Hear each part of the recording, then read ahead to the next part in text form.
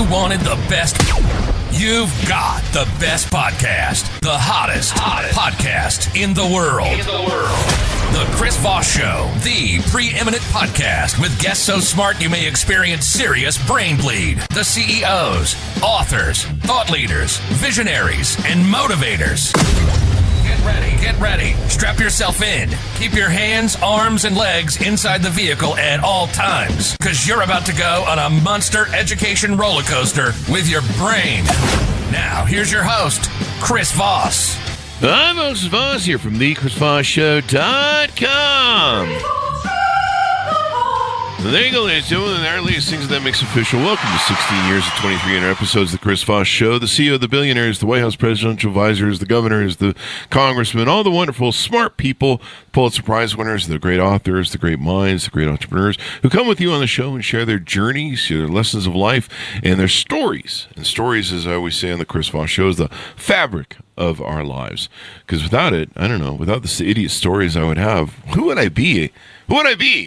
Just some guy on a podcast rambling into the mic like a madman. That pretty much explains 16 years. Opinions expressed by guests on the podcast are solely their own and do not necessarily reflect the opinions of the host or the Chris Voss Show. Some guests of the show may be advertising on the podcast, but it is not an endorsement or review of any kind. Today we have an amazing young man on the show with us today. Chaz Woodhull joins us in the show. We're going to be talking about his entrepreneurial journey that started at a very young age of 8 and has gone on from there. Chaz is a private wealth advisor at Gallagher Pool Wealth Management. Investing his first company at the age of 8, he has a lifelong love of investing. He started working in wealth management as an intern for Gallagher Pool. Later, Chaz started his full-time career as a financial advisor at Northwestern Mutual for a number of years before returning to Gallagher Pool.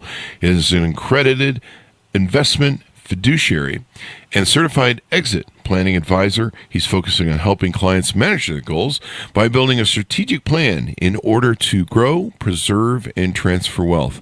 As I always like to say, if you don't have a plan, what's the old saying? If you don't have a plan, you plan to fail. If you don't plan to succeed, you plan to fail. Fail to plan, you plan to fail. That's why the whole thing, I didn't plan that, and so it failed. Chaz, but thank you for saving it. He's 29 years old. He's an independent financial advisor. He owns his own practice with over $70 million in assets under management, and he's one of the most successful young money managers in the U.S. Chaz, how are you? Welcome to the show. I'm great. How you doing? I am good as well. Where do you want people to find you on the interwebs there? Yeah, so a great place to learn more about our firm is our website. So Gallagher-pool.com. is the website for our financial planning firm. So give us a 30,000 overview of what you guys do over there. Yeah, great question. You know, the whole reason why anyone tries to be good with money, Chris, is so that we can do what we want in our lives. Mm-hmm. And so what we do is we help our clients build financial plans that are aligned with their goals to help them get to where they want to be in life. And the process we use to do that is, we sit down, we figure out, hey, is this even a good fit? We're not a good fit for everybody. Not everyone's a good fit for us, but get to know each other, get to know where are you now and where are you trying to go? What are some goals? And then take a look at your finances, run our analysis, and build up a financial plan to get you where you're going. Yeah, money's important, all that good stuff, and how it works. So you have an interesting journey of growing up and becoming an entrepreneur. You're very driven and all that good stuff. Tell us about what that was like and how you were raised and how you got the entrepreneurial bug. Yeah, that's a good question. So the entrepreneurial bug is pretty much in my blood. Mm-hmm. Both my parents were entrepreneurs. Both my grandfathers were business owners or entrepreneurs.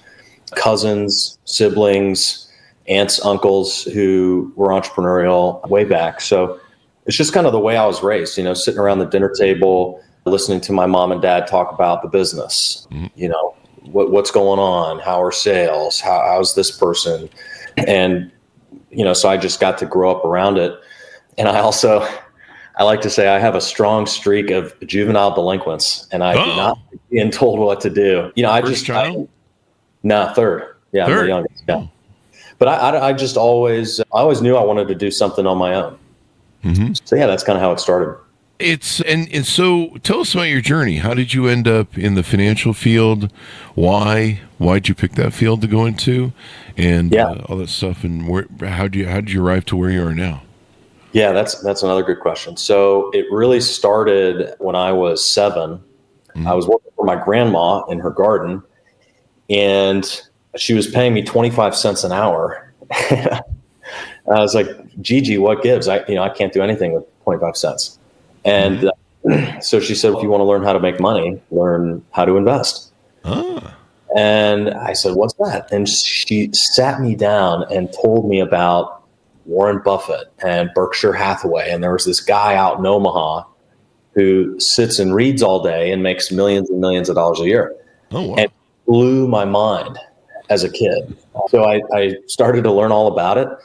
And then a few months later, after my 8th birthday, I was at the Kentucky Derby, put $3 on a horse. It won. I won $36. Microsoft was trading at 32 at the time. And so I bought my first stock. I bought some Microsoft that day. Wow. Yeah. Probably a good thing to do, because if you just keep betting on the horses, eventually you'll lose, I think, technically. Isn't that? Yeah. Isn't that the rule of, I live in Vegas. What's the old thing? If you let them gamble long enough, they'll eventually, the house always wins. Yeah. So it's good. You put your money towards something wise. Do you think more young people need that sort of influence? When I first started my first entrepreneurial company, 18, there was it wasn't like today where everything's about entrepreneurs and starting your own company, being your own thing. I'd gotten fired from McDonald's for having long hair, and from this guy who hated all my rock concert t-shirts, who was ultra religious. He hated my long satanic hair and my, Van Halen concert t-shirts of, clearly very satanic and devious, but and so I was just trying to make a buck. So I didn't. There was no announcement to me that you have become an entrepreneur. I was just like, I seem to be controlling my destiny a little better. Yeah. So do you think more young people need sort of guidance like that and influence to know what entrepreneurism is? Yeah, definitely.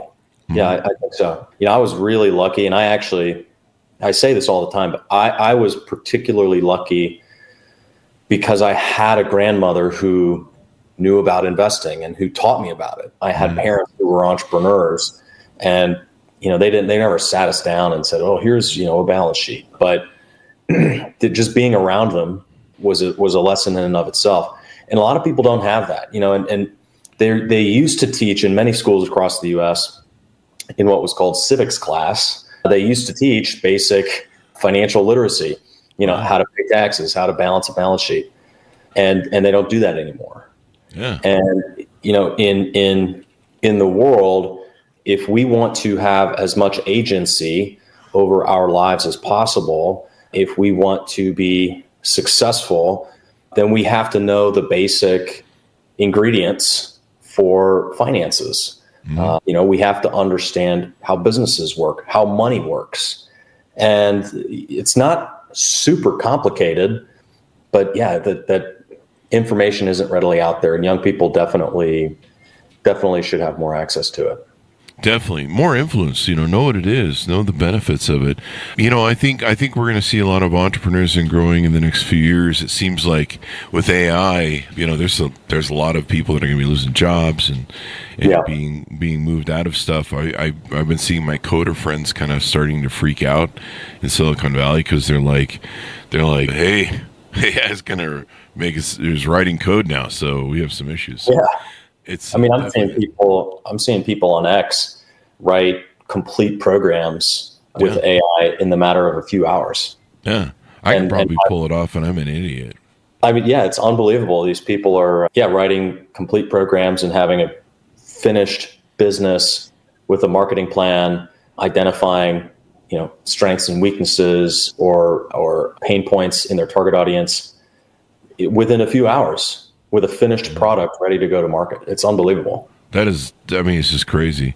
And then, of course, there's all sorts of other things going on. I think ChatGPT just put out something. But yeah, a lot of people are going to be out looking for new work. And, more and more, I think we're going to become an information coaching society where we share and teach each other. And I guess make money doing that. That, or we'll just all spend it on Vegas on the roulette wheel.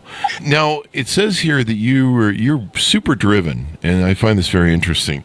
You ran 7 half marathons last year, climbed Kilimanjaro. This year, you're going to be running the Chicago Marathon and climbing Mount Blanc. That's a tall pen to climb. You remember the Mont Blanc pens? Yeah. When I was growing up in the 70s and 80s, the 80s, those were the things to have on Wall Street. You exercise twice a day, 6 days a week, highly focused, highly driven, highly compassionate individual. Tell us about what keeps you driven. How did you arrive at being so driven, and what keeps you driven and motivated? Yeah, that's a great question. I mean, part of it is, just the people that I grew up with.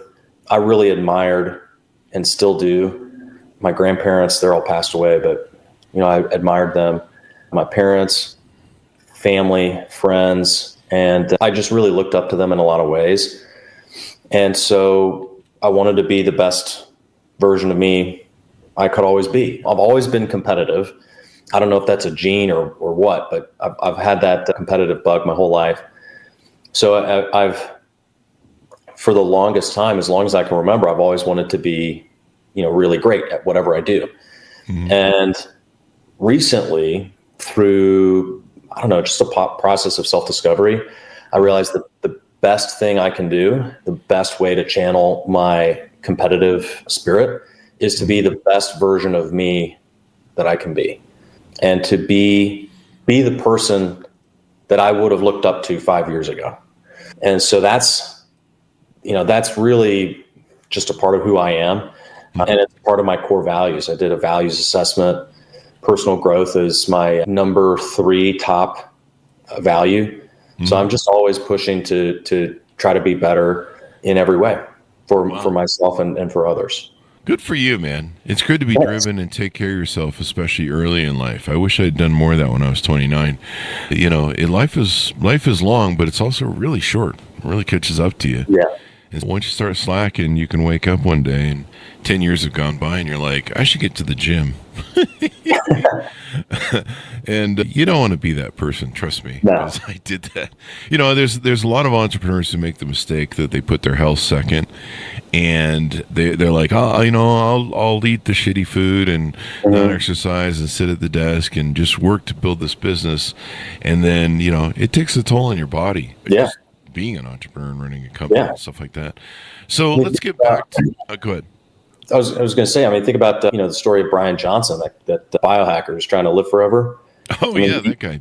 Yeah, he built up his business and sold it for I don't know how many hundreds of millions, but he sacrificed his relationships and his body and his health and his mental health and well-being for the sake of his company. And it ended up being okay. He sold the business and made a ton of money.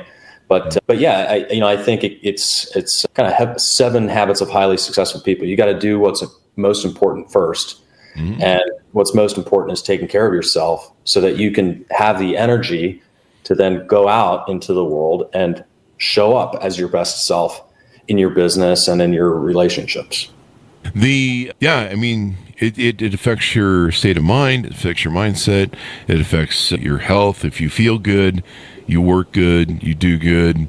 If you don't feel good, then you just perform awful. Let's get back to Gallagher Pool Wealth Management. Tell me about what makes you guys different than your competitors in the marketplace. Yeah, I guess first I'll describe kind of the marketplace and financial services in general.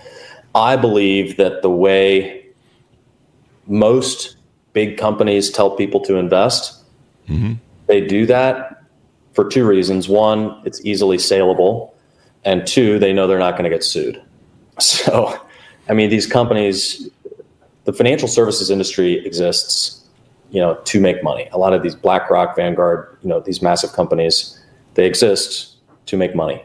And when they tell people to invest in, uber diversified, buy a slice of every company on planet Earth, that's easily saleable, tells a good story. And 2 is you can very easily defend yourself in court and saying that you're fulfilling your fiduciary duty to the client. Mm-hmm. What I also know is that there isn't one of the best investors of all time who invested that way. Those two things are true. What we do is we invest much more in line with how the greatest investors of all time did their business, right? So what we do is we keep a pretty concentrated portfolio of about 20 to 25 companies, and we try to have exposure to every sector of the economy, and we buy the best businesses that we can. For example, the S&P 500, 6% of the S&P 500 doesn't make money.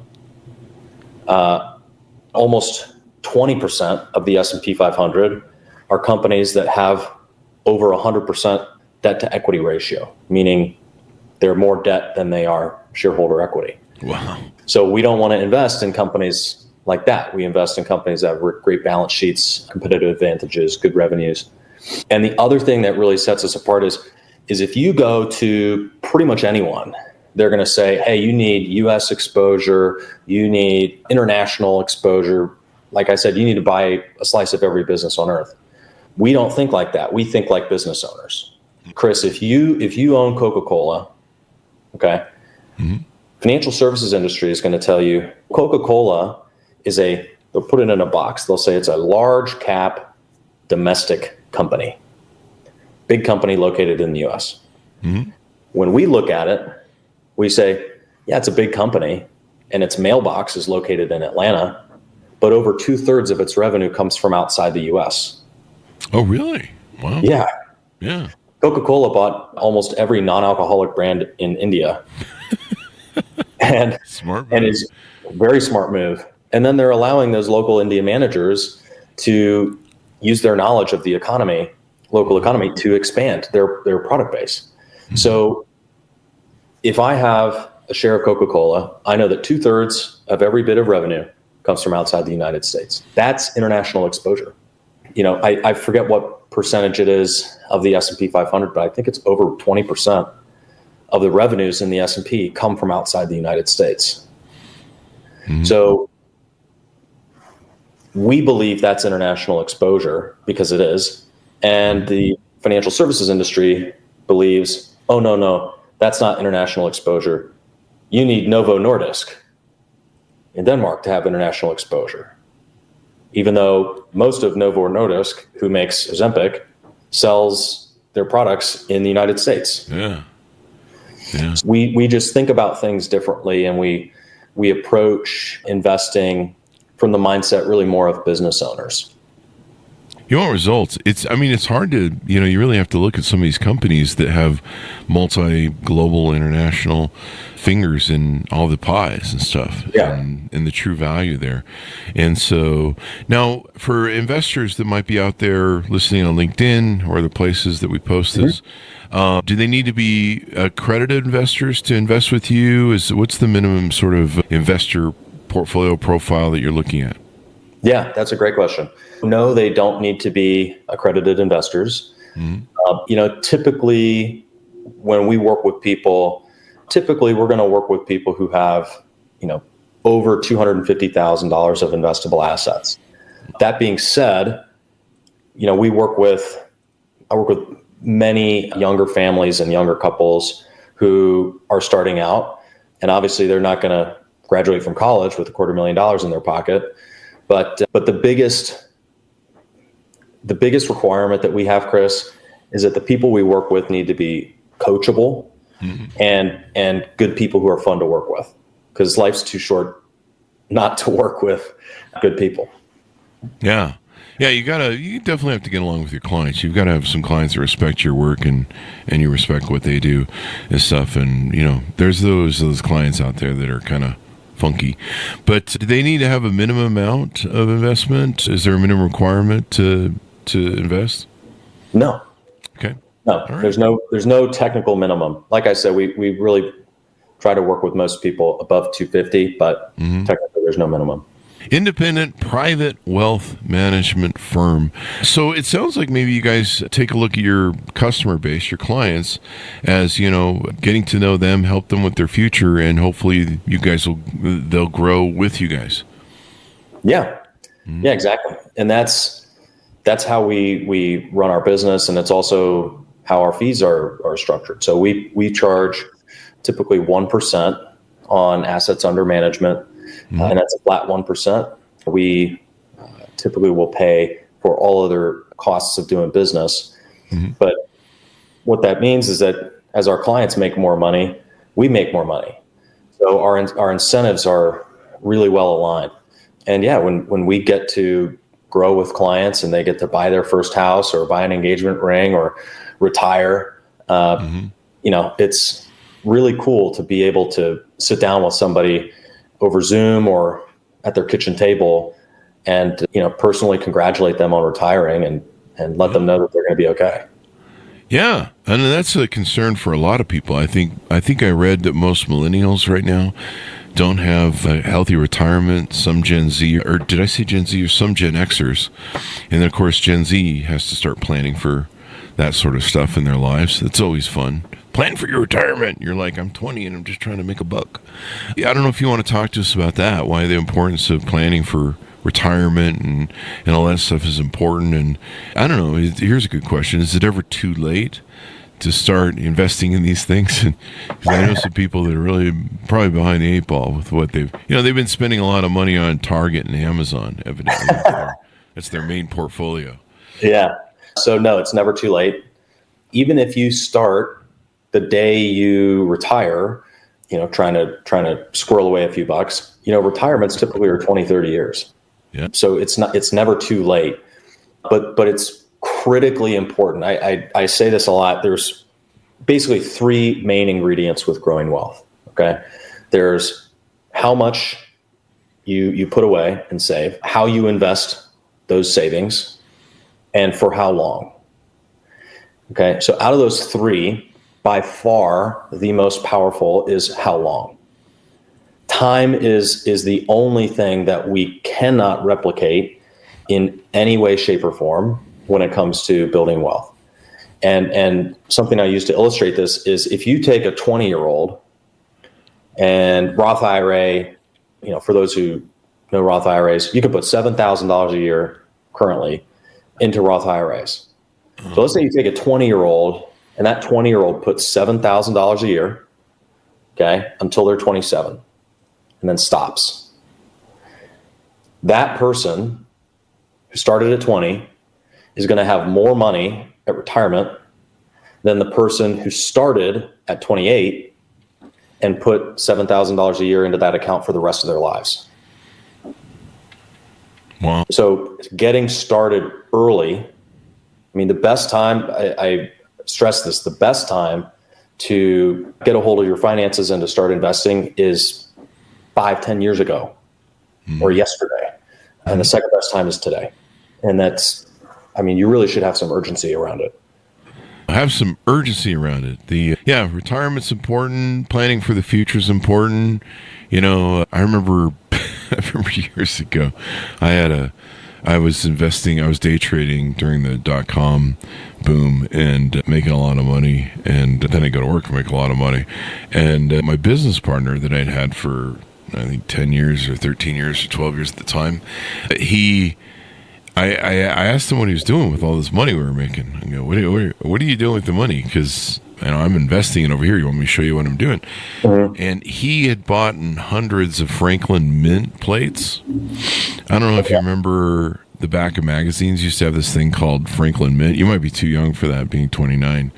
But they used to sell these Franklin Mint plates. And they're like plates, they're like, have you ever seen one of those presidential plates? They'll sell the merch from the White House. It's one of those, and you can buy a thing to hang. And he'd spent his money on buying hundreds of those because he thought they were definitely going to go up. He was wrong. I think everyone knows that now. But I was sitting there going, I'm investing in the stock market. We were making a lot of money at the time, and yeah, That's what he did. And so a lot of people do dumb shit with their money. There was that meme of that lady podcaster, and she's a financial advisor and author, and she says, quit doing dumb shit with your money. So it's important to plan for the future, right? Yeah. In an appropriate way, I guess. Yeah. I mean, it's, there's in an appropriate way is definitely important because, the decisions when it comes to building wealth, the decisions that you make, good or bad, have compounding effects over time. And so if you make a poor decision, that poor decision is going to compound throughout the rest of your life. I can't tell you how many stories I've heard of, if I only didn't sell during, 2001, or if only I didn't sell at the bottom in 2009, doing it appropriately is a good, good caveat there. And one of the that brings me to one of your blog posts you guys have on your website about how emotion is a bad way to manage your investments. It's a bad way to make most any decision, really. But, doing emotion, the stock market's on fire, sell today because the stock's down 5 points or whatever. And I suppose unless there's any sort of support behind that for a reason why it's down, sometimes it's just, the hiccup of the day or whatever, the stock market's got heartburn over something. And, sometimes it'll bounce back. I've seen that with owning a mortgage company for 20 years. We'd see our portfolio sometimes dip $400,000 and then it go back up the next week. And you're like, okay, there's no reason to sweat that. But, it is $400,000. What else have we discussed about your firm that people should know about so they can talk to you guys about potentially investing over there and working with you? Sure. I think the biggest thing is that whenever we talk with anybody, whenever anyone approaches us, in the first conversations, we don't charge for that. I mean, if somebody calls me up and they say, hey, I want to, get to know you guys and see if it would be a good fit. A lot of places will say, okay, well, if you talk to us, it's this process and it's going to cost you X amount. We just say, all right, sure, let's hop on a quick call, get to know each other real quick, and just see if it's even a good fit to begin with, just from our personalities. So to get to know us and to see if we might be a good fit for you and to see if you guys might be a good fit for us, it's no commitment, no cost, and then we'll go from there. So that's probably important for people to know. Yeah, great way to onboard and get to know people better, make sure there's a good fit and all that good stuff. What's the best way that they can reach out to you, give people your final pitch on the show and your .coms? Yeah, best way to reach out to me is probably through email. So you can email me at CHAS, that's Chaz at Gallagher-pool.com, GALLAGHER-pool, like a swimming pool.com. Or you can go to our website at Gallagher-pool.com, spelled the same way. So those are the best ways to reach out to me. You can also reach out to me on LinkedIn at Chaz Woodhull. It's been fun to have you on, Chaz, and what a journey. What a journey you've been out on the thing. Good job, man. And keep up taking care of yourself, taking care of your health. You'll appreciate it later because, man, if you don't, then... Yeah. So thank you for coming on the show. We really appreciate it. Yeah, thanks for having me. Appreciate it. Thanks, Jonas, for tuning in. Go to goodreads.com/Chris Voss, linkedin.com/Chris Voss, Chris Voss 1 on the TikTok, and all those crazy places on the internet. Be good to each other. Stay safe. We'll see you guys next time.